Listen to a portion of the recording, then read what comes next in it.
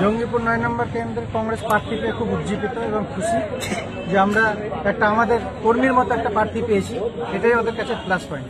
সামনের দিন কি লক্ষ্য আছে?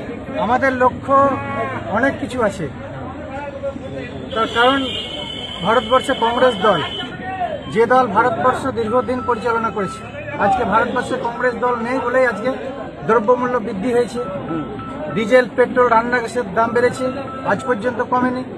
ভারতবর্ষে কংগ্রেস দল যে কোনো মানুষের যে কাজগুলো করেছে উন্নয়নমূলক, সেগুলো সবই ভারতবর্ষে কংগ্রেস দল। কতটা আশাবাদী নির্বাচন জঙ্গিপুরে কতটা আশাবাদী জয়ের ক্ষেত্রে আমাদের আন্দোলন চলছে, এখন দেখা যাক সামনে আরো কিছু যে ঘুরি, তারপর আপনাদের সব ডিটেলস বলে দেবেন, কোনো অসুবিধা নেই। হতে দেরি হলো, যাই আমাদের হয়ে গেছে।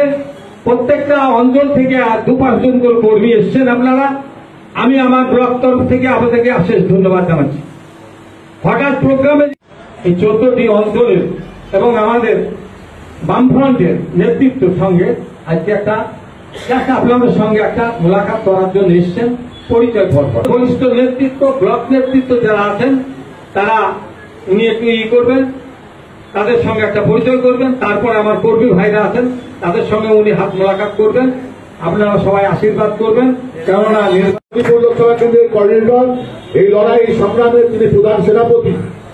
গোলাম আমাদের মজুমদার সাহেব আছেন ক্যান্ডিডেট, তার প্রধান সেনাপতি হচ্ছেন আমাদের দুর্গাম ঘোষ। এবার পুরো আমাদের প্রার্থী আপনারা সবাই করতালি দিবেন, যারা জানেন মর্তুজা হোসেন, তিনি আমাদের জঙ্গিপুর লোকসভার প্রার্থী। ধন্য আমাদের অভিজ্ঞতা ওনাকে সিলেক্ট করেছেন, ওনাকে করা মানে আমরাই সবাই প্রার্থী, সবাই আমাদের। উনি আপনাদের সামনে দাঁড়াচ্ছেন, আপনার কথা